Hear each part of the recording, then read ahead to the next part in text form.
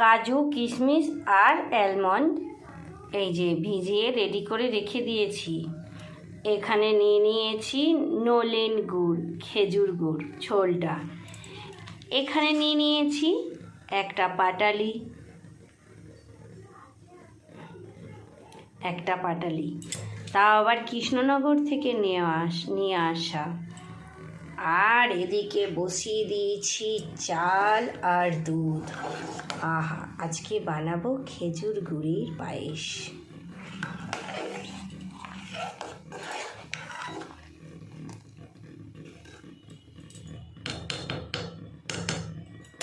দিয়ে দিলাম নলেন গুড়টা, এবার দিয়ে দেব এই পাটালিটা।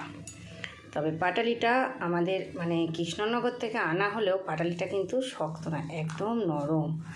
আর এটা হচ্ছে মানে টাটকা একদম, মানে পিওর খেজুর গুড় যেটাকে বলছে, পিওর পাটালি খেজুর গুড় সেটা।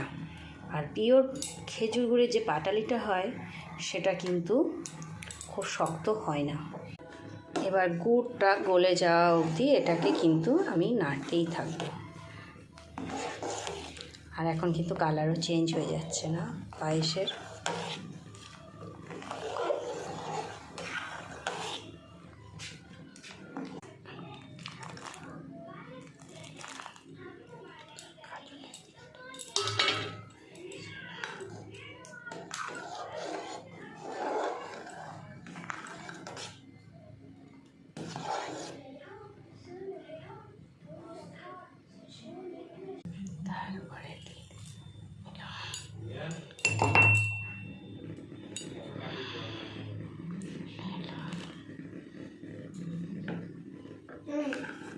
নিচে নিচে আনা তো মেজে নে, কাজে হাত তো ধুবি, মেজে নে।